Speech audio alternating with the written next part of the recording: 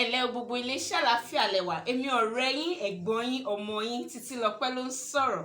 Báwo lójú ọjọ́ ẹ̀yin òbí a kú palẹ̀mọ́ school fees Ọlọ́run á pèsè fún wa àṣírí wa á dẹ̀ máa bò gbogbo làálàá wa gbogbo lílọ bíbọ̀ wa lórí àwọn ọmọ yìí kò ní já sórí asán lágbára Ọlọ́run.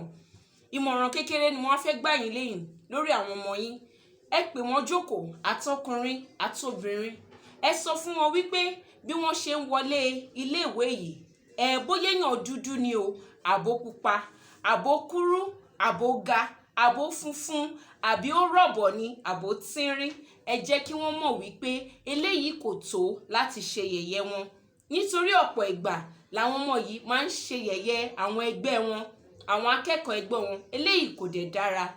Ẹlẹ́ẹ̀kejì òun náà ni wípé torí wípé ènìyàn ń wọ bàtà kan náà èyí tó wọ̀ ní last session ó tún wọ̀ ọ́ ní session yìí, eléyìí kò túmọ̀ sí wípé irú ẹni náà kò ní di gíga tó bá di ọ̀la.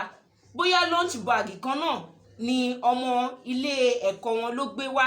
Ẹ jẹ́ kí ó yé wọn wípé eléyìí ò tó láti fi wọn ṣe yẹ̀yẹ́. Eléyìí ò dẹ̀ túmọ̀ sí wípé irú àwọn ọmọ bẹ́ẹ̀ wọn ò ní là tó bá di ọjọ́ ọ̀la, nítorí wípé èní la rí kò dẹ̀ sẹ́ni tó mọ ọ̀la. Ẹ jẹ́ kí àwọn ọmọ yín mọ̀, ẹ jẹ́ kí ó yé wọn wípé kò tó láti máa fi àwọn ẹgbẹ́ wọn ṣe yẹ̀yẹ́. Ọmọ mi wà bàtà kan náà tó wọ̀ níjọ́sí òun náà nìyẹ́ ẹ̀ ní, nítorí wípé agbára ò sí láti ra tuntun. Ẹ jẹ́ kó yé àwọn ọmọ yín wípé kí wọ́n má fi ẹnikẹ́ni kí wọ́n má fi ṣe yẹ̀yẹ́, kí wọ́n sì jẹ́ ẹni tó jẹ́ aláàánú, kí wọ́n jẹ́ ẹni tó ń ṣe ìrànlọ́wọ́ fún àwọn akẹ́kọ̀ọ́ ẹgbẹ́ wọn.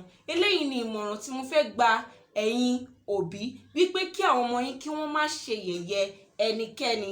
Ẹ̀yin náà gẹ́gẹ́ bí òbí kẹ̀dẹ̀ sì sọ fún àwọn ọmọ yín wípé torí pé wọ́n yàtọ̀ eléyìí túmọ̀ sí wípé wọn ò ń ṣe ọmọ gidi àbọ̀mọ rere. Bákan náà ni Ọlọ́run ló dá gbogbo wa.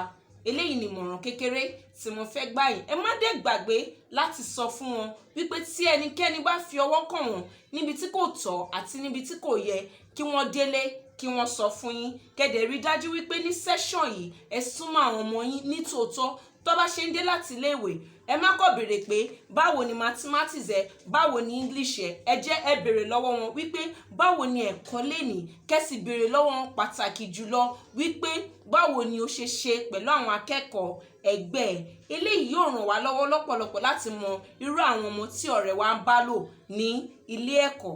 Mo nífẹ̀ẹ́ yín o, ẹ má gbàgbé wọ́n sọ wípé ẹyin òun ló ń di àkùkọ.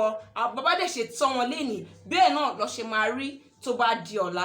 A ó jèrè gbogbo àwọn ọmọ wa, gbogbo làálàá wa lórí wọn pátápátá la máa jèrè. Lọ́jọ́ tí wọ́n máa ń pè wọ́n jáde wípé ìyá dókítà rẹ̀ ìyá lọ́ọ̀yà rẹ̀ bàbá dókítà rẹ̀ bàbá lọ́ọ̀yà rẹ̀, àwa náà la máa jèrè gbogbo ẹ̀. Titilope ló ń sọ̀rọ̀. Ó dìgbà. Ẹ má gbàgbé láti tẹ̀lé mi ní YouTube. Titilope ló ń sọ̀rọ̀. A ó ní pàdé ayọ̀.